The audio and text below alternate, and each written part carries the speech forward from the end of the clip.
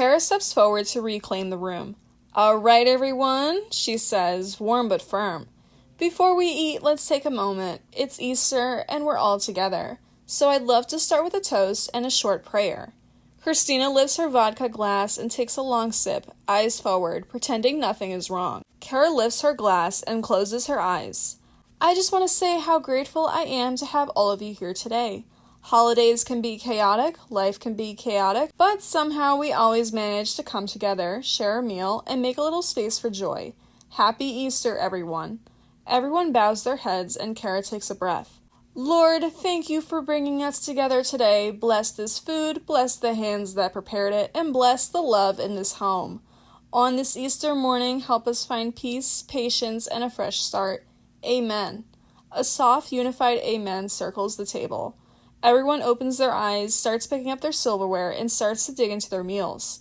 Conversations between the guests arise as the clatter of silverware and porcelain fill the air. Liz glances across the table and stiffens. Christina is knocking back vodka faster than she's eating. She nudges Michael. "She's drinking way too fast," Liz whispers. "I'm worried." Michelle follows her gaze and sighs at the pile of empty glasses. "Yeah, that's not good. We should say something." Liz sets down her fork. "Christina, slow down, please. It's a holiday brunch." Christina freezes mid-sip, eyes narrowing. "The hell are you staring at? I'm eating, all right? Mind your business." She drains the rest of her glass with a loud swallow. Cara catches the tension and gives Liz and Michelle a knowing look. "Christina, you're drinking a lot," Michelle says gently. Christina scoffs, lips curling. "Oh my God. Here we go. You all act like I'm some kind of child. I'm fine. Let me drink." She reaches for the vodka. Dawn snatches the bottle before she can pour. "Enough!" Christina snaps her head up, eyes blazing. "Are you kidding me? Give me my damn bottle, Dawn. You ain't my father. Sit down before I embarrass you." Cara steps in fast. "No, this is the second time I've had to talk to you today. You've been drinking nonstop since you got here, and your attitude is getting out of hand. First the comments about Rebecca, now this. If you keep it up, you're out." Dawn quietly hands her the bottle, and she hides it under her chair.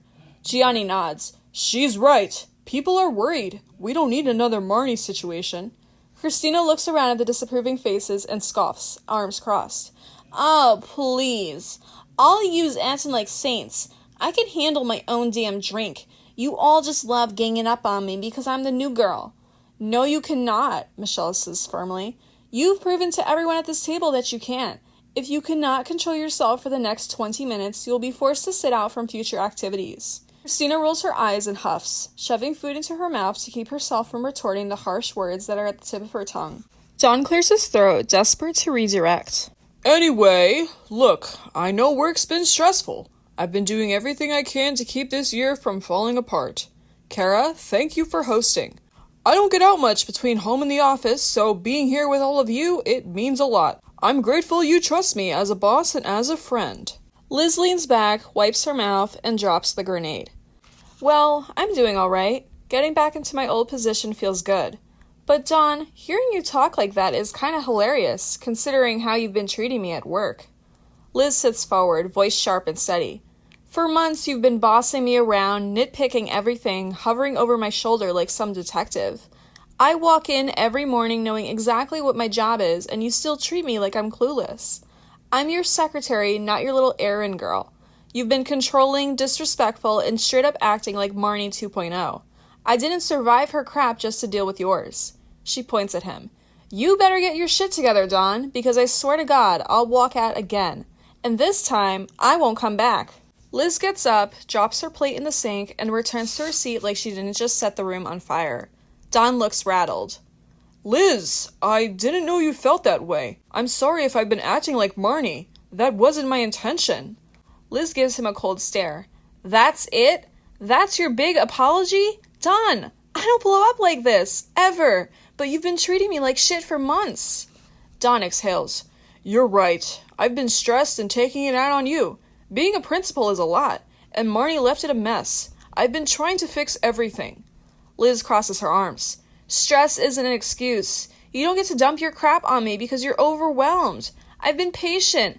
I've been understanding. But I'm fucking done. Cara opens her mouth to jump in, but then decides against it. Everyone else stays silent. Don folds his hands, eyes dropping. I know Marnie left you with trauma, and I hate that I'm adding to it. I really am trying to change. And part of that change is bigger than you know. He takes a breath and drops the bomb. I've been working with the board and the district to turn South Street Elementary into a charter school. That's why I've been distracted. That's why I've been off. Liz stares at him, stunned and furious. So you've been treating me like garbage because you were too busy with this? And you didn't think to fucking tell me? Everyone looks around, wide-eyed.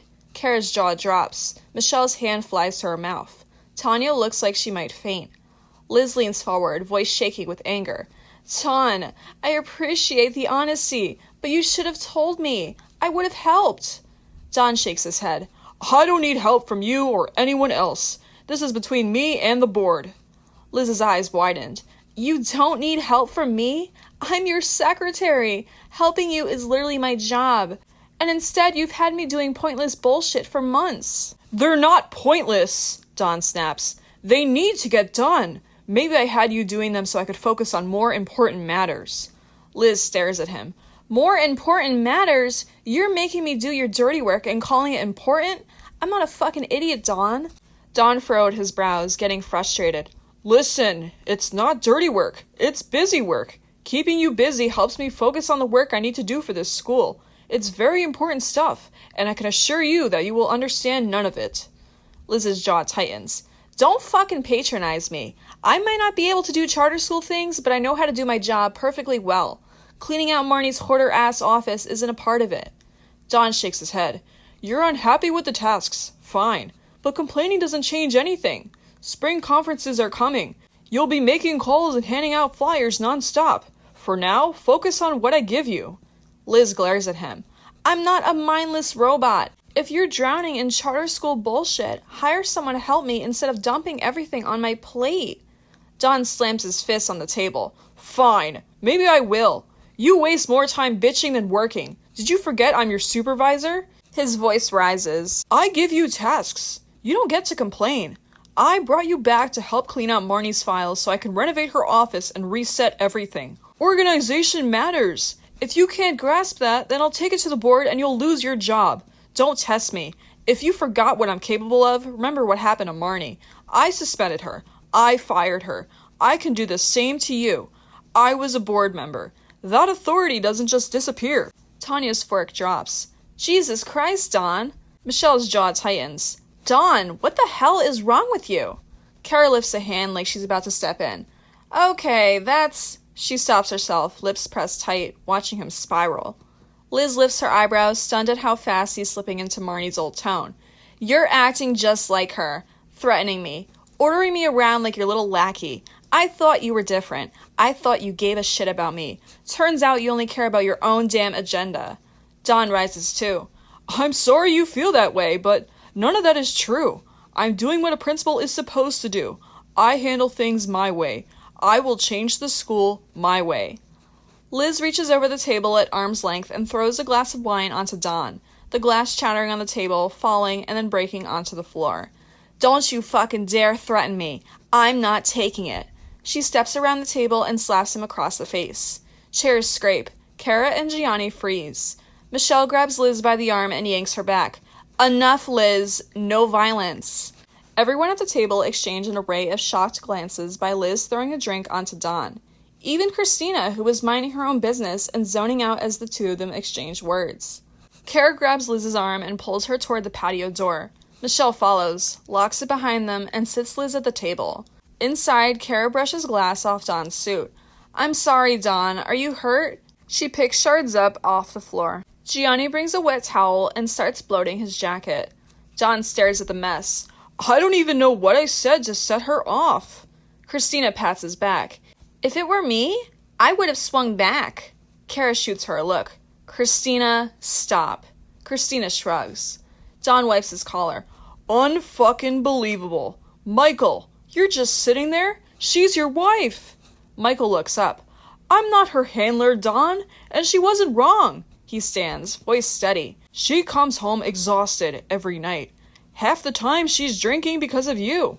You've been riding her for months. You act like Marnie because you've learned every bad habit she had. You talk down to people. You make yourself look like the hero while everyone else drowns. Don opens his mouth, but Michael keeps going.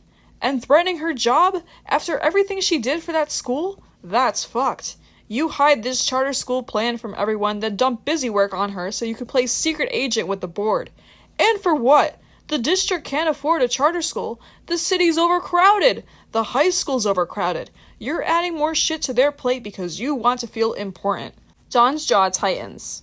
You don't know how to lead. You never did. You bullied Marnie, and now you're doing the same shit to Liz. You're gonna burn the whole place down if you keep this up. Get your shit together, Don. Because right now, you're the problem. Michael knocks on the door and steps outside to Liz, who's shaking and smoking. He sits beside her. You finally stood up for yourself. I'm proud of you. Cara and Gionni stay frozen. Tanya stares at Don like she doesn't recognize him. Don adjusts his tie. This is utterly absurd. Cara kneels to pick up more glass. Don, maybe it's time to reflect on what Michael said. It might not be easy to hear, but perhaps there's some truth in it. Maybe we all need to take a step back. This isn't just about Liz or Don. It's about the environment we've been working in. It's toxic, and it's affecting everyone. Outside, Liz wipes her face. I couldn't take it anymore. Michelle leans on the railing. None of us can. We're all feeling it, but we need to find a way to address it without tearing each other apart. Back inside, the room remained tense. Don finally stood up, his voice steady but strained. I hear you. All of you. Maybe I haven't been the leader this school needs, but turning South Street into a charter school isn't about me. It's about survival. The district is struggling, and this is the only way I see to keep us afloat. Carol folds her arms. Not if it destroys everyone else in the process. Cara frowned. Don, survival shouldn't come at the cost of the well-being of your staff and students. There has to be another way. Don rubs his temples. Fine, I'll think about it. We can talk later. Michelle comes back inside, leaving Michael and Liz on the patio. She exhales and looks at Don. Don, nobody's saying the school doesn't need help. But if you're going to lead, you have to listen. You can't shove your agenda down everyone's throats and ignore the people dealing with the fallout. Cara nods. We want the school to survive too, but fear and control aren't leadership. Collaboration is. Don rubs his temples. Collaboration, he repeats. I'll think about it. Outside, Liz crushes her cigarette in the ashtray. I'm done letting people walk all over me. I need to stand up for myself without losing it. Michael gives her a small smile. We'll figure it out. You're not doing this alone. He wraps an arm around her shoulders as she leans into him. Cara steps forward, trying to reset the room. All right, everybody, we're moving on. Egg hunts next. 10-minute break. Bathroom, drinks, fresh air. Whatever you need. Meet in the living room after. If you want to sit out, that's fine. Christina lifts her brows. This party's turning into a damn soap opera, she smirks, not unkindly. But I'm still finding them eggs. Before Cara can continue, Michael steps in from the patio with Liz beside him. Her eyes are still wet, but she's steady. Cara, sorry. Liz and I are gonna head out. She needs space. Thank you for brunch. Happy Easter. Cara nods. It's all right. Go ahead. Take care of her. Liz gives Cara a small hug, then Gionni. Thank you, she murmurs, voice low but calm. Michael keeps an arm around her as they leave. As Liz and Michael head for the door, the room shifts. Don stiffens, jaw locked, eyes following them. Unbelievable, he mutters under his breath, loud enough for half the table to hear. Tanya whispers, She's really leaving? Craig leans toward Brad. Man, this is a mess. Brad nods once. Don pushed her too far. Carol keeps her eyes on Don, waiting for him to explode again. Don finally speaks, voice clipped. She didn't have to make a scene. Carla turns her head toward him. Don, she didn't make the scene. You did. Don crossed a line, Rebecca stares. She leans back, arms crossed, eyes still on Don. You're lucky she walked out instead of finishing what she started. Don exhales hard through his nose, but Rebecca doesn't look away. Cara calls everyone into the living room. The guests settle onto couches and chairs, still a little rattled, but trying to play along. All right, Cara says, clapping her hands once. We're starting the egg hunt. I hid all the eggs in the backyard. Each egg has a charades prompt inside. That's the twist. Teams are as follows, Cara says. Don, Brad, Carla, Hillary. Rebecca, Carol, Tom, Craig. Tanya, Nicole, Michelle. Maria, Susan, Christina. Done. Gionni hands her a stack of baskets. Cara passes them around. Michelle, you want to run through the rules? She asks, giving her a plastic basket. Michelle steps forward, clearing her throat. You find an egg, you open it. You act out whatever's inside. Your group guesses it before you move on. Bring all your eggs back here when you're done. There are 10 in total. A few people nod. Christina murders under her breath. Acting out shit in the backyard. This is gonna be something. Michelle shoots her a look. Christina lifts her hands. I'm playing. Relax. Cara claps again. All right, you've got 10 minutes. Your time starts now. Gionni opens the side door and the guests file out into the yard, baskets in hand. Don crouches by a bush. Got one. He cracks the egg open, glances at the prompt, and immediately starts switching his nose like a deranged rabbit. Brad squints. Is he having an allergic reaction? Carla snorts. No, idiot. It has to be a bunny twitching its nose. Don nods. That was too easy. A few minutes later, Hillary finds another egg by the patio chair. She opens it, then starts miming cracking something open with tiny, delicate movements. Brad stares. What the hell is she doing? Carla tilts her head. Looks like she's hatching something. Don snaps his fingers. A look of realization dawned on his face. Chick hatching. Hillary beams and nods. Yes! A little ways away, Group 2 is gathered around the tree near the fence that separated the yard and the neighbor's yard. Craig finds an egg near the fence. He immediately starts picking invisible flowers and sniffing them dramatically. Carol laughs. Okay, bouquet. Easy. Craig nods, relieved. Thank God, my knees were about to give out. Rebecca finds another egg behind a bush. She hops twice, then twice more. Tom raises a brow. Rabbit? Rebecca nods. Yep. Michelle spots a red egg under a bush. Got one. Michelle began to hop around, splashing her feet in invisible puddles of water. Tanya and Nicole watched with amusement, trying to figure out what Michelle was imitating. Nicole cracks up. Puddles. Definitely puddles. Michelle nods. Tanya finds a blue egg next. She immediately starts chomping on imaginary carrots, cheeks puffed out. Michelle snaps her fingers. Carrots. Bunny eating carrots. Tanya nods proudly, still pretending to chew. Group 4 was a mess. Everyone else had eggs, and they had vibes and frustration. Maria sighed. We're literally the only group with nothing. Susan folded her arms. They're scooping them up before we even get close. Christina wandered over, swaying a little. Girls, I got an idea, she slurred. Maria eyed her. Yeah? What? Christina blinked slowly. We just give up. Call it a day. Susan groaned. You're drunk. Keep looking. A minute later, Maria spotted a bright egg by the pool house. Finally! She cracked it open, then immediately started darting around in tiny steps, arms reaching up, grabbing at the air like something was floating just out of reach. Susan frowned. What is she doing? Christina squinted hard. She looked like she trying to catch something, like a little coupon flying away. Maria kept chasing her invisible target, hopping and reaching, missing every time. Susan snapped her fingers. Butterfly. She's chasing a butterfly. Christina pointed at Maria, proud of herself. Yep. Baby chick chasing a butterfly. She nailed it. Maria stopped, breathless but grinning. Thank you. Took you long enough. Cara checked the timer from the kitchen window and called out, 6 minutes left. Keep going.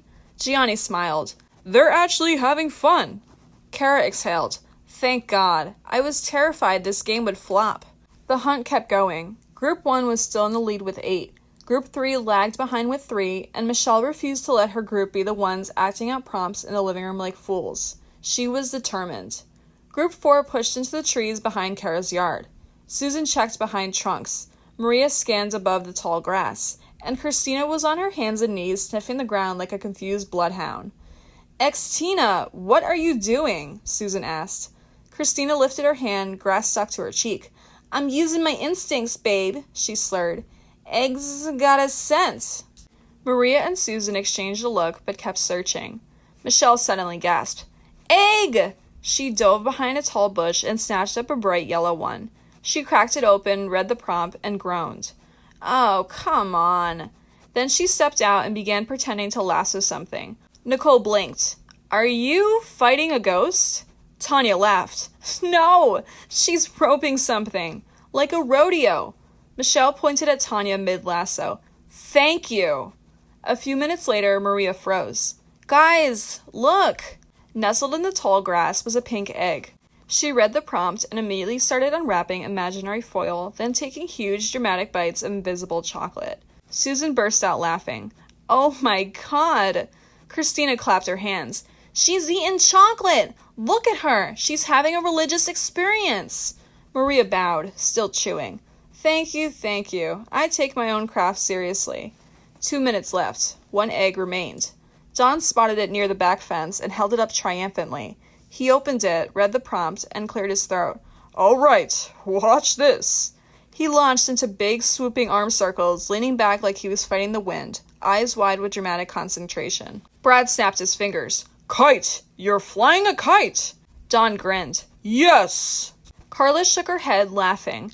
I can't believe I didn't get that. Cara stepped out onto the patio, clapping. Time! That's it! And congratulations, Don! You found the last egg of the hunt. Everyone piles back into the living room, baskets on the table, breathless from the hunt. Cara checks the counts, eyebrows shooting up.